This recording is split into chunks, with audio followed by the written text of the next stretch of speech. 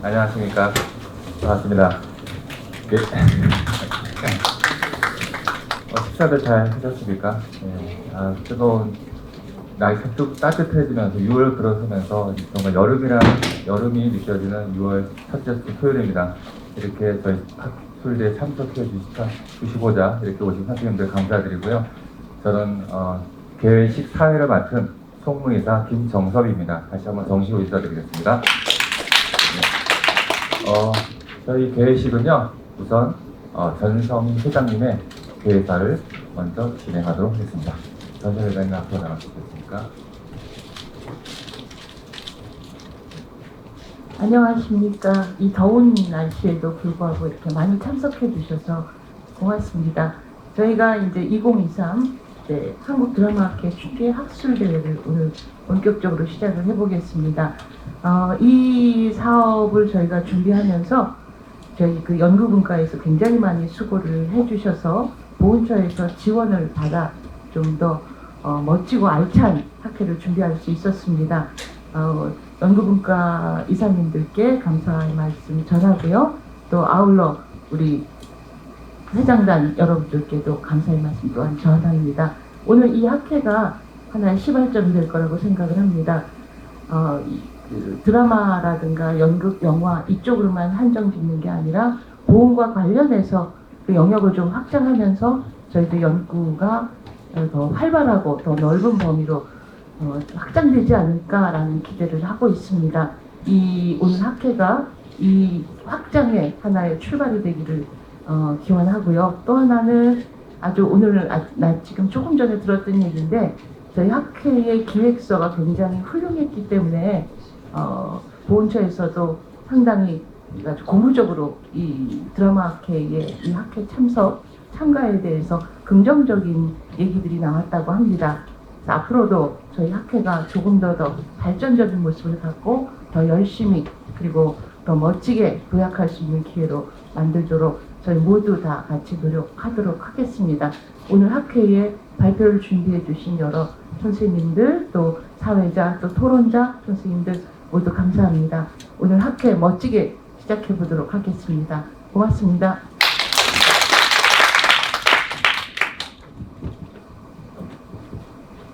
네, 전성희 회장님의 기획사였고요.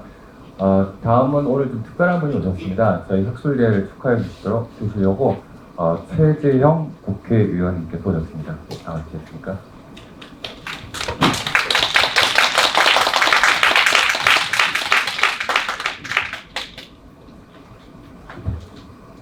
예, 여러분 안녕하십니까. 학회 좀 잘 어울리지 않는 사람이 이 자리에 섰습니다. 예, 6.25 전쟁 정전 제70주년입니다. K 콘텐츠와 보훈, 전쟁 이유를 말하다라는 주제로 한국 드라마학회 2023 핑계 학술대회가 열리게 됐는데요. 어쨌든 일단 개회를 진심으로 축하드립니다. 정치판에 제가 살아가면서 드라마보다 더 드라마틱한 그런 일들을 많이 겪고 있습니다만 사실은 정치를 시작한 이후에 시간에 쫓겨서 연극 한 편 제대로 볼 수 있는 여유가 그렇게 없는 상황이어서 제가 이 드라마학회에 축사한다는 게 좀 쑥스럽기도 하고 생소하기도 합니다만 그래도 보훈, 전쟁 이런 단어는 조금 익숙한 면이 있어서 제가 우리 평소 잘 아는 정수진 이사의 끈질긴 집요한 부탁에 의해서 이 자리에 서게 됐습니다.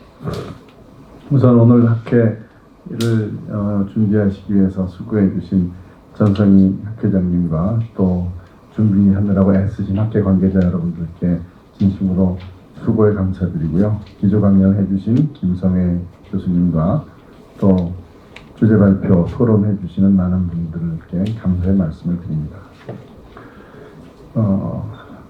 저희 독단적인 견해일지 모르겠습니다만 대한민국 건국 이후의 역사에서 가장 큰 영향을 미친 사건이 무엇이냐라고 물어본다면 저는 6.25 전쟁이다라는 생각을 합니다. 물론 이제는 6.25 전쟁을 직접 겪은 세대는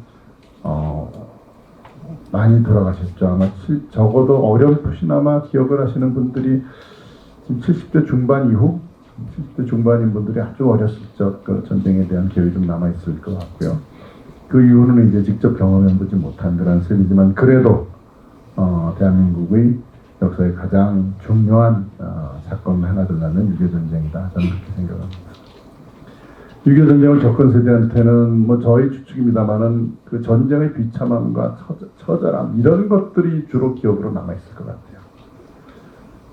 그러나 겪은 세대이든 또 직접 겪지 않았던 세대이든 6.25 전쟁을 어떻게 기억하고 어떻게 정의하는가는 우리가 대한민국의 정체성을 어떻게 인식하는가라는 것과 직결되는 아주 중요한 요소라고 저는 생각을 합니다. 6.25 전쟁을 북한은 공산주의, 사회주의라고도 하죠. 사회주의에 입각한 민족 해방 전쟁이다 이렇게 인식을 하고 있죠. 그리고 이제 중국이죠. 중국은 항미 원조 전쟁이다. 그러니까 그 사람들이 미국이 침략한 거죠. 미국이 맞서서 우방국인 조선을 도왔던 전쟁이다. 이렇게 나름대로 개념 정의하고 있는데 우리는 그 특별하게 이렇게 그 전쟁의 의미를 포함한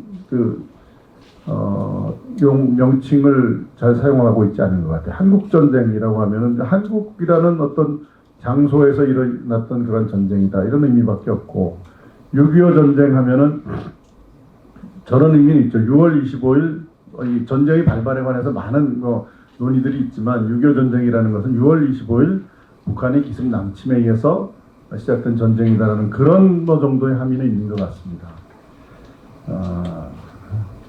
그러나 이 전쟁의 의미를 가만히 생각해 보면은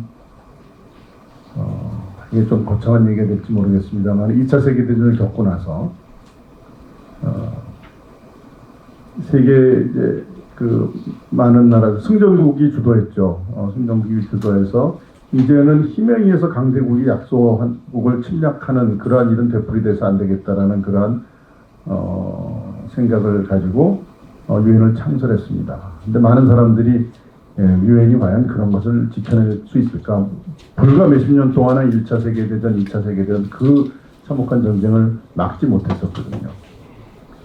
그런데 그때 이제 6.25 전쟁이 일어났고 6.25 전쟁에 유엔의 그 정신에 입각해서 많은 나라들이 참전을 했고 피로써 이제 대한민국의 자유를 지켜냈습니다.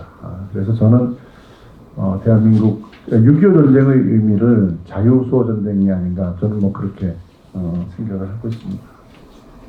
보훈이라는 것은 이제 전쟁이나 여러 가지 그 역사의 발전에 희생했던 분들에 대해서 국가가 그 희생에 보답한다는 의미를 가지고 있는데 이 전쟁의 의미가 침략 전쟁이었다 그러면은 거기에 대한 거기서 희생한 사람의 보훈의 가치는 그만큼 이렇게 좀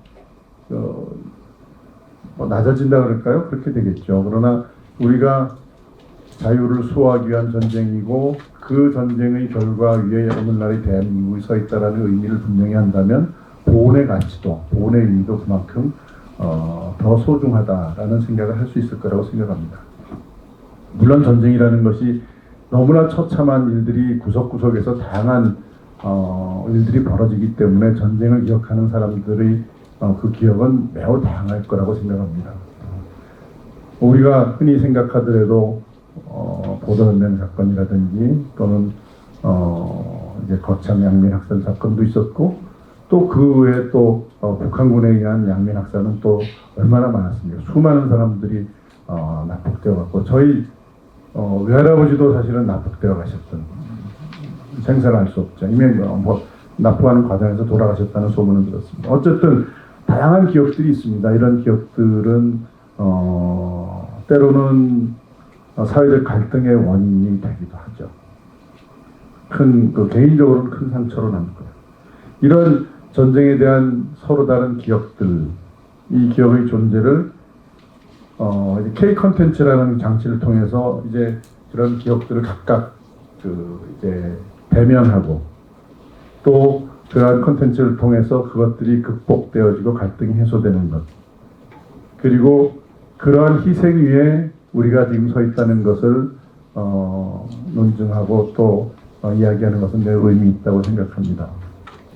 그래서 제가 그 제대로 이해를 했다면 오늘 학회가 이 K 컨텐츠라는 장치를 통해서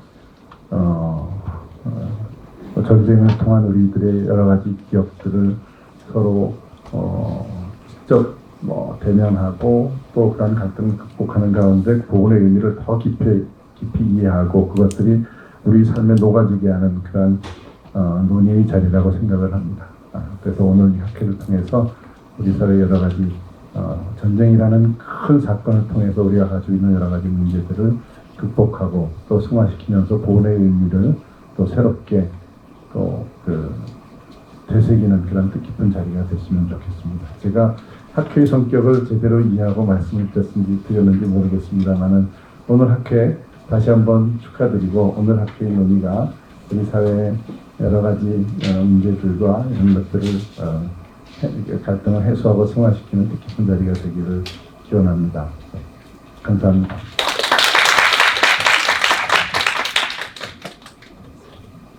예, 최재형 국회의원의 격려사였습니다. 자, 이상 짧은 개식을 마치고요. 바로 이제 기조 강연으로 들어가겠습니다. 저희 기조 강연은 저희 4대더라고요. 금방 보니까 4대 2011년부터 12년까지 회장을 역임하시고 현재는 저희 고문으로 함께 해주시는 우리 김성희 선생님 모시고 기조 강연 진행하도록 하겠습니다. 박수로 부탁드리겠습니다.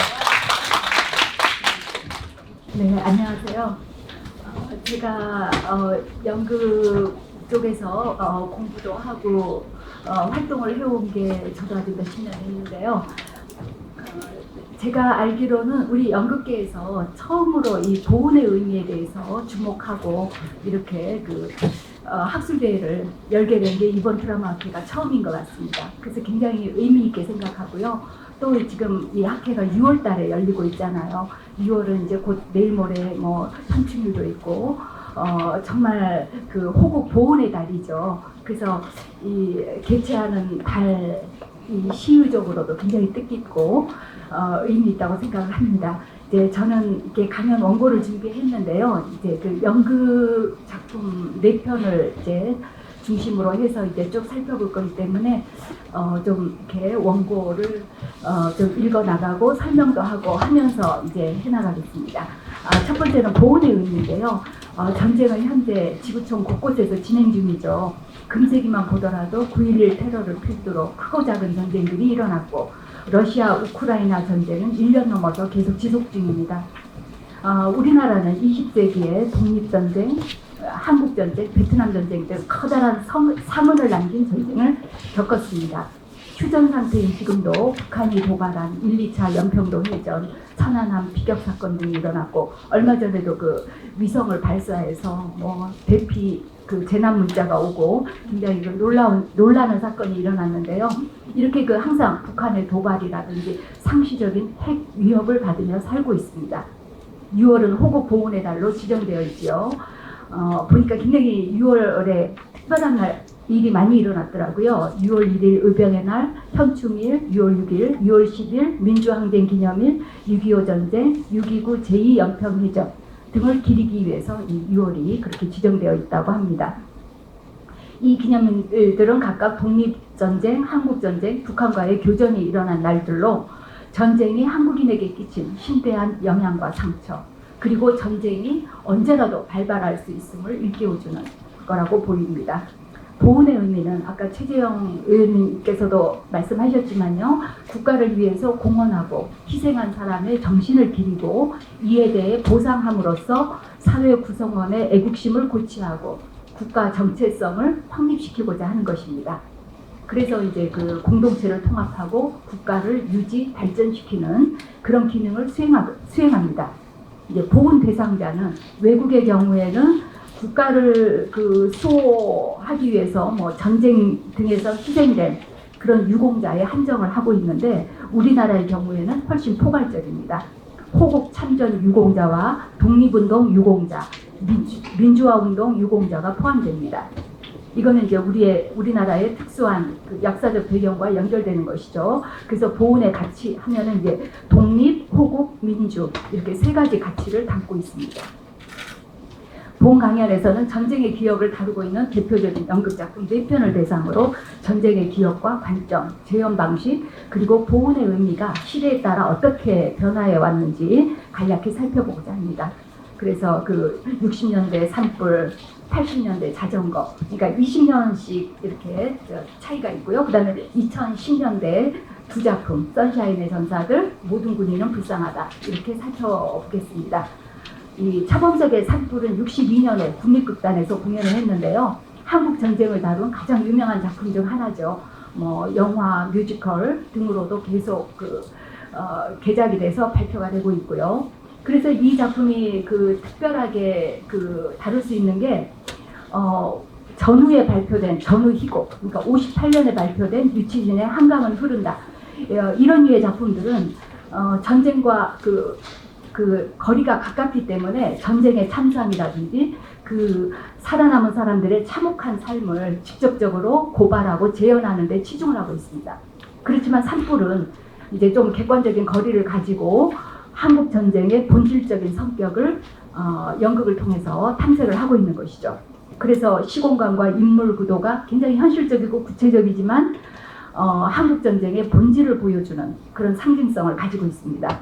그래서 그게 배경은 지리산 아래 산골 마을이고 남자들이 다 없는 그런 과부 마을이에요. 남자들은 모두 국방군이나 인민군으로 나갔고 남은 여자들은 이념이 뭔지도 모르면서 반목합니다. 이게 분단 현실을 그대로 상징하고 있는 거죠. 그리고 이제 처음에는 빨치산 인민군의 지배를 받으면서 식량을 공출을 당해요.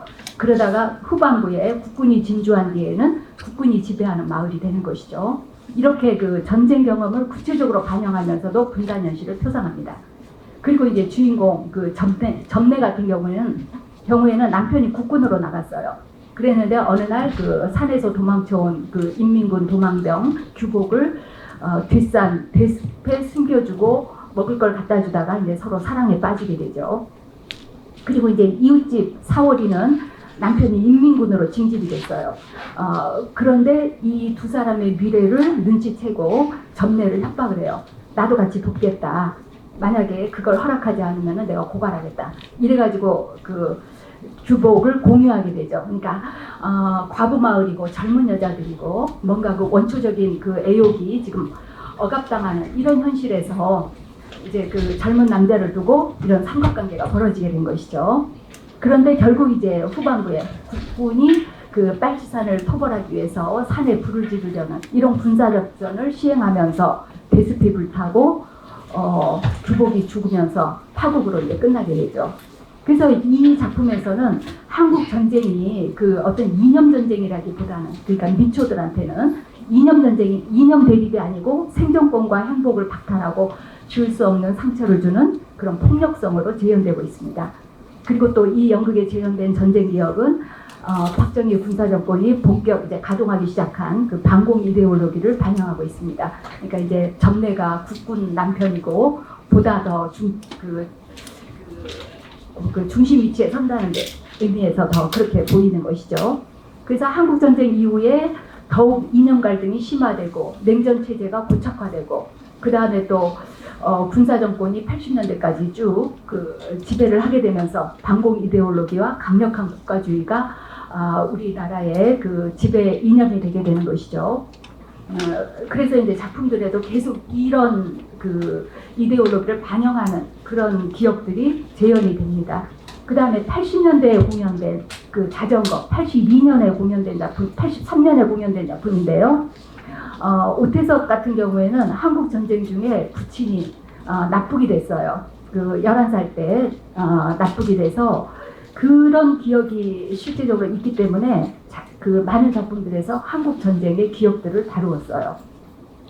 그리고 이제 공적 역사가 아닌 망각되고 배제된 사적 기억들을 소환하고, 그리고 이게 또 죄책감을 동반한 트라우마로 또 치유되지 않고 화해되지 않은 현재 진행형의 사건으로 재현합니다. 그러니까 전쟁이 끝나도 끝난 게 아니라는 거죠. 현재도 계속 비극성이나 전쟁의 후유증이 남아있다라는 거예요.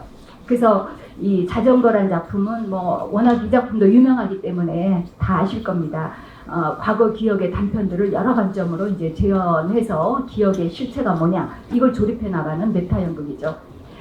여기서 소환되고 재현되는 기억은 표면적으로는 마을 사람들, 많은 마을 사람들이 공통된 그 등기소 제사날 하루 동안의 기억이에요. 그러니까 그런데 그 등기소 제사라는 것은 한국 전쟁과 맞닿아 있는 것이죠.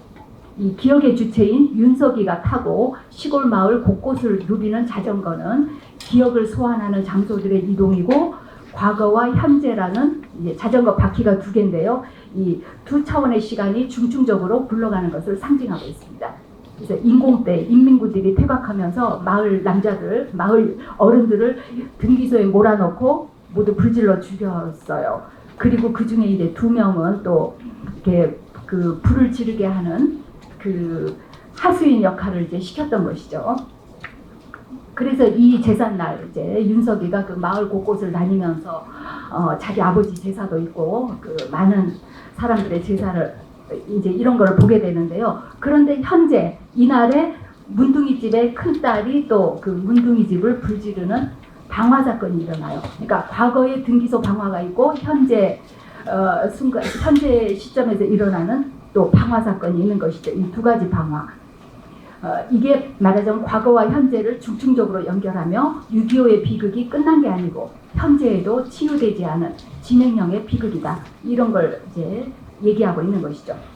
그 다음에 이 윤석이 집에는 당숙이 이날 찾아오는데요. 윤석이 아버지는 그때 이제 학살됐고, 그 다음에 하수인이 되었던 당숙은 제삿날이면 사금파리로 얼굴을 그으면서 막 피투성이가 되어서 자해를 하면서 절규를 해요. 내가 불질렀다. 그려 산 사람이나 살자. 이렇게 자해를 하는 거죠. 이 고통스러운 절규와 속죄의식은 또 이제 그 문둥이 집이 불이 불타오르는 그 무대에 그 불길이 보여지면서 그때 바로 이제 그 6.25 때 학살당한 피해자 127명의 이름을 호명하는 그 마이크 그 소리가 나오죠. 그래서 말하자면 그 희생자 못지않게 이 가해자, 생존자도 역시 그 망자와 마찬가지라는 거죠. 살아있는 망자라는 걸 보여줘요. 이제 이렇게 그 전쟁의 폭력성과 상처는 속죄와 용서, 화해를 통해서만 치유될 수 있음을 암시합니다.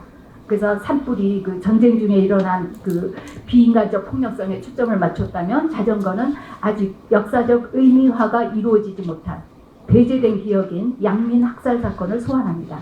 그리고 전쟁 이후에 피해자와 가해자를 구분하여 보훈과 징벌을 해온 관례에 대해서 질문을 던집니다. 이 가해자와 피해자의 구분이 굉장히 모호할 수 있다는 것. 그게 바로 동족상잔의 한국전쟁의 어떤 특성이다. 이제 이걸 암시하고 있는 것이죠. 그 다음에 또 여기서의 문둥이 상징이라는 것은, 문둥이는 소외와 공포, 협오의 대상이죠.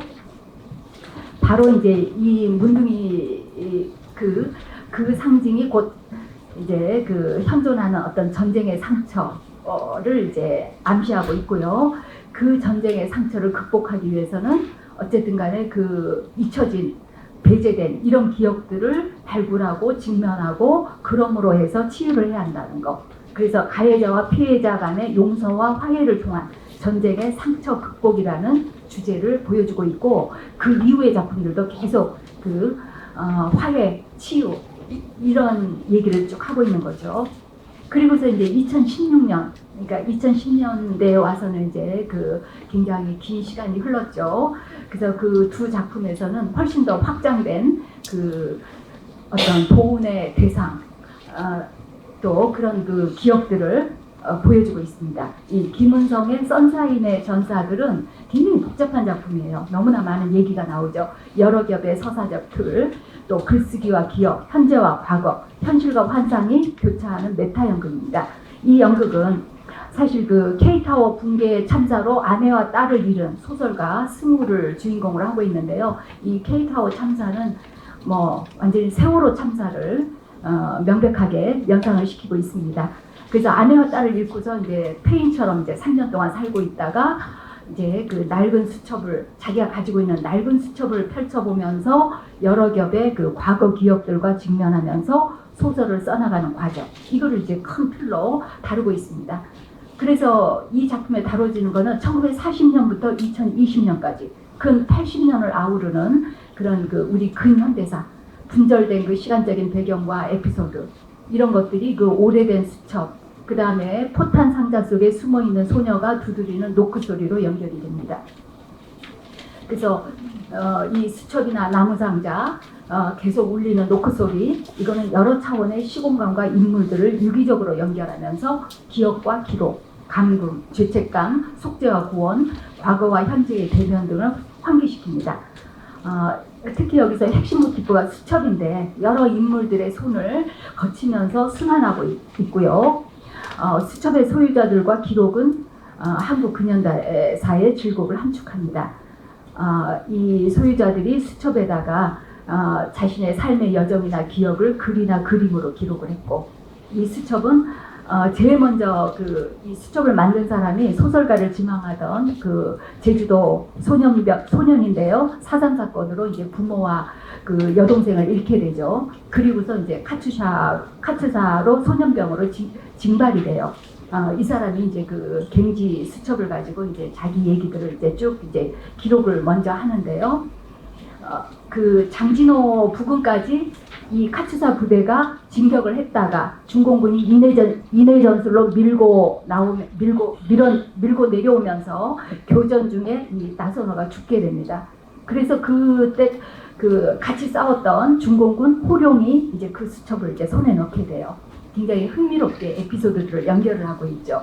그런데 이 중공군 호룡은 또 어떤 인물이냐면 만주 청년으로 그 독립군의 연락책을 하다가 일본군에 잡혀서 밀정을 하다가 위안소에서 또 일을 하는데, 위안소에서 이제 그 나주에서 온 어린 소녀 마기를 만나게 돼요. 그래서 그 마기의 그림도 그리고 하는데, 그 마기가 아주 14살짜리인데도 그 위안부가 돼서 그 희생을 당하는 걸 보고 이제, 그리고 마기가 자살을 했어요. 그걸 보고 이제 일본군에서 도망쳐서 떠돌다가 중공 군대에 편입이 되고, 그래서 이제 이 한국전쟁에 참전을 하게 된 거죠. 그래서 이제 그 보면 처음에 이 나선호는 사실 그 장진호 전투에 갔다가 그 부모를 잃은 전쟁고와 그 순이라는 소녀를 발견을 해요. 그래서 그 순이를 포탄 상자에다가, 그 나무 상자에다가 숨겨놓고서 이제 밥을 주면서 이제 돌봐주죠. 그 카츠사 부대가. 그러다가 중공군 때문에 퇴각을 하게 되면서 갱도에다가 숨겨놓고 왔어요, 이제. 근데 이제 호룡이 그 수첩을 보고서 순이를 구해주려고 그 갱도 쪽으로 갔어요, 이제. 갔는데 그때 그 갱도에 들어왔던 송시자라는 의용군, 여자 의용군이죠. 그냥 겁에 질려서 중공군을 총으로 쏘아요. 그래서 이 수첩이 이제 송시자한테로 넘어가는데요. 이 송시자는 또 부산 출신인데 고학을 해서 그 서울 여자의과대학에 들어갔어요. 그랬는데 거기에 독서회에서 그 사회주의 사상에 물든 그 선배를 연모해서 결국 그 의용군으로, 전쟁이 나니까 의용군으로 이제 이렇게 북으로 이렇게 올라가다가 선배는 죽고 그 갱도 들어갔다가 이제 그렇게 호룡이를 쏘아 죽이게 된 것이죠. 그리고서 전쟁이 끝난 다음에 송시자는 집에 벽장에 숨어서 살았는데 간첩 수색대에 걸려서 결국 야간첩으로 처형이 되고, 그래서 그 수첩은 이제 동생 송시춘한테로 오게 됩니다. 이 송시춘은 또 방직공장 여공으로 일하면서 시인이 됐어요. 그래서 대학에도 강의를 나가고 거기에 강의를 나가면서 한대기를 이제 그 제자를 만나게 되죠. 그런데 이 보안사에서 학원 간첩 사건을 엮어내면서 주모자로 조작이 돼서 이제 사라지게 되고, 그 수첩은 또 보안사 그 강종양이라는, 굉장히 여기서는 악인으로 나오는데요. 이 한대기를 협박을 해요. 얘는 이제 군대에 갔는데 결국 고문하고 협박을 해서 그 수첩에 적혀있는 송시춘의 시를 빨갱이 시로 이제 가피를 하게 됩니다. 그리고 이 한대길의 그 수첩이 왜 한승우한테 있는가? 결국 이제 한승우가 한대길인 것이죠. 그 개명을 해서 소설가로 지금 활동을 하고 있는 중이고요. 그래서 한승우는 이제 결국 자기의 어두운 과거인 한대일과 대면을 하게 됩니다. 이렇게 그 과거 인물들의 그 역사적인 에피소드 사이사이에 또 승우가 그 딸과 재연하는 선샤인의 전사들, 이게 애니메이션 장면인데요. 이게 파편적으로 펼쳐집니다. 이 내용은 드라큘라족인데요. 이 선샤인족이 그 악한 그 블랙드락족하고 싸우는데 그 악당을 물리치기 위해서 결국 이제 거울이 무기라는 걸 발견하게 돼요. 그래서 거울을 무기로 사용해서 물리쳤는데 문제는 그러고 나서 자기들도 이가 자라나면서 괴물이 돼버려요. 그러니까 악함과 싸우다가 이 선한 전사도 괴물이 되고 만다는 아이러니. 그러니까 그런 니체가 한 얘기가 있죠. 이 시면을 들여다보지 마라. 시면을 보다 보면 너도 이제 괴물이 된다. 이제 그런 얘기인 것 같아요. 그래서 이 선한 전사들이 자기의 괴물의 모습을 어떻게 벗을 것인가. 이거를 이제 승우도 방법을 못 찾아서 고민을 해요. 이런 내용은 전쟁과 반공 통치의 그 폭력성에 희생되는 인물들의 기억, 자신의 어두운 과거를 글로 써내려가면서 승우는 결국 이제 괴물을 원상으로 돌릴 수 있는 방법을 알아냅니다. 그것은 곧 괴물이 된 자기 모습을 거울로 보면서 자화상을 정직하게 그리는 방법이에요. 성찰이죠. 자기의 그 과오와 직면하고. 그래서 그 우리나라가 지금까지 그 국가를 위한다는 애국이라는 명목으로 그 국가주의와 반공 이데올로기를 앞세워서 저지른 그 여러 가지 만행들, 그 민주화 투쟁 인사들을 굉장히 많이 그 억압도 하고 뭐 그런 일이 있었죠. 이런 그 폭력성과 과오를 성찰하고 반성해야만 일그러진 과거를 극복할 수 있다는 그런 의미입니다. 그래서 그 이 연극은 우리 근현대사의 여러 전쟁, 독재시대의 간첩 조작 사건, 인권 유린 이런 것들을 다양한 개인들의 미시사에 녹여서 표현해내고 있죠. 그리고 보훈의 대상을 전쟁 희생자뿐만 아니라 민주화 투쟁의 희생자들로 스펙트럼을 넓히고 있습니다.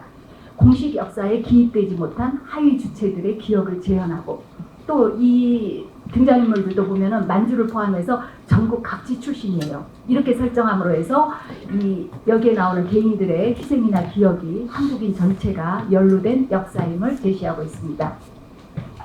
그 다음 작품은요, 박근영의 모든 군인은 불쌍하다. 이 작품은 굉장히 사회적으로 이슈가 됐던 또 작품이죠. 그 블랙리스트를 그 터뜨리게 되는 어떤 도화선이 됐고, 그래서 그 외적으로도 굉장히 그 큰 의미를 던진 작품이고요. 이 작품은 4개의 서사를 파편적으로 교차시키면서 각기 다른 시공간에서 국가폭력 혹은 전쟁으로 희생되는 군인들을 그리고 있습니다. 2015년 전역을 앞두고 무장 탈영한 군인 이야기가 있고요. 45년 일본의 가미카제 조선인 지원병 마사키를 중심으로 한 이야기가 있고 2004년 이라크 팔루자 무장단체에 납치된 미 군납 직원 서동철의 이야기, 2010년 백령도 해상에서 침몰한 초계함 군인들이 각각의 그 4가지 서사의 중심 인물들입니다. 이 사건들은 모두 실제 일어난 역사적 사건들을 바탕으로 하고 있죠. 식민체제, 국가주의와 전쟁의 폭력성이 만들어낸 희생이라는 점에서 공식 역사에서 배제되거나 망각을 강요받는 그런 기억들입니다. 그래서 국가, 전쟁, 군대라는 거대 담론에 토획된 군인이라는 정체성, 그리고 거기에 기량하는 그들의 사적인 기억을 함께 재현함으로써 국가와 개인의 관계를 성찰하게 만드는 그런 작품입니다. 그래서 조선인 가미가제는 일본 국가에 충성한 지원병이라는 점에서 한국 역사에서 망각되고 배제되는 굉장히 그런 존재죠. 그러나 이제 이 마사키는 죽기 전에 다른 인물들이 뭐 천황만세, 야스쿠니 신사에 묻어주십시오 뭐 이런 공적인 발언을 하는 게 아니라 어머니를 부릅니다. 그러면서 자기가 지원한 것은 조선인 차별을 벗어나기 위해서 지원했다. 이런 내용을 이제 고백을 하죠. 그러니까 공적 행위와 사적 의도 사이의 그 간극을 재현해서 보이는 것이죠. 그런가 하면 또 초계함 이 천안함 침몰 사건, 이 경우에는 이 국가가 현충원에 이 전사자 46명을 안치하면서 아주 국가주의적인 행위로 정유하고 공식화하고 훈장도 주고 굉장히 영웅적으로 이렇게 하죠.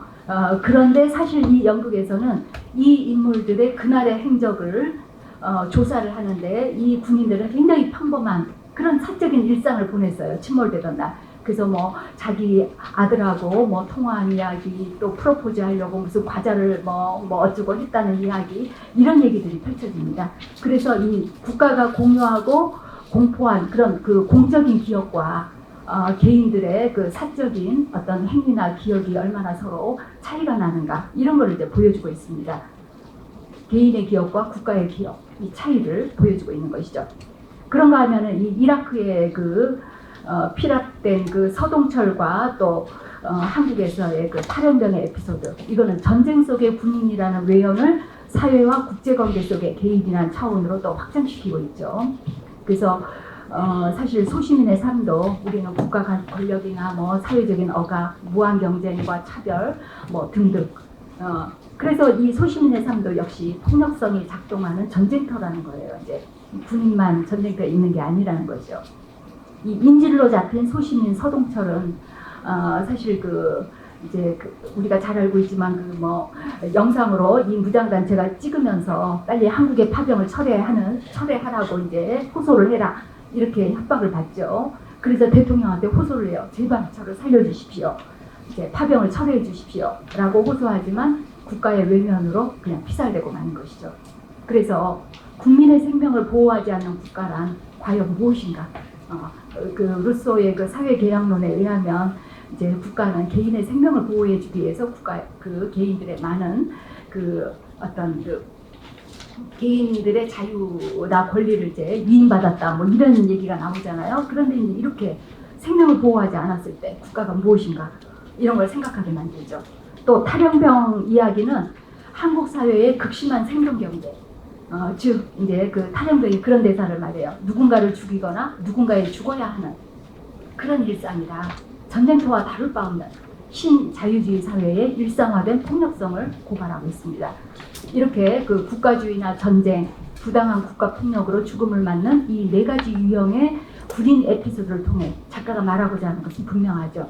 세상은 전쟁터이고 우리는 모두 군인이다. 그래서 연극은 가미가제의 지원병이나 피살자 같은 불편하고 은폐된 죽음들도 우리 역사 속에서 애도되어야 할 기억이라고 말을 건네고 있습니다. 물론 이제 그 친일파 우리나라 역사가 민족주의를 앞세우면서 그 친일적인 여러 가지 기억들을 굉장히 많이 억압한 부분이 있죠. 그래서 박근영은 계속 그거를 이제 드러내면서 얼마나 우리나라의 그 공적인 역사나 기록이 위선적인가 이런 것들을 이제 파헤치고 있기도 한데요. 여기에서 보면 그 가비가제 지원병 같은 경우에는 친일파의 행적을 비판적으로 그리는 듯하지만 사실은 이 사람들의 굉장히 국가주의에 희생된 그런 개인의 억울함, 기억 이런 것들도 이제 얘기를 하고 있어요. 이제 그다음에 초계함 병사들, 이 천안함 병사들의 희생을 공적 기억으로만 이렇게 박제시킬 게 아니라 그들의 개별적인 삶도 기억되어야 할 것임을 암시합니다. 군인이기 전에 인간이라는 것이죠. 이렇게 연극은 전쟁터 같은 세상을 살아가는 우리 모두가 군인이고 불쌍하다고 이제 말하고 있는 것이죠. 그래서 일상을 살아가는 개인으로 확장된 군인 개념은 이전의 보훈가치, 민족주의적 국가 통합을 벗어나 변화하는 시대 상황에 맞추어 보편적 인류의 세계 시민성이란 가치로 확장되어야 한다는 것을 암시하는 뜻입니다. 그래서 보훈의식은 이전의 국민국가 시대엔 국가 존립과 관련된 이념적 가치를 위해 희생, 헌신한 이들의 공적을 기리며 그들에 대한 예우를 통해 국민 통합을 목표로 했지만 오늘날 민주사회 또 세계화, 다문화 사회에서는 자유, 인권, 보편적 세계 시민성을 공유하는 보훈의식으로 전환되고 확장될 필요가 있다고 생각을 합니다. 들어주셔서 감사합니다.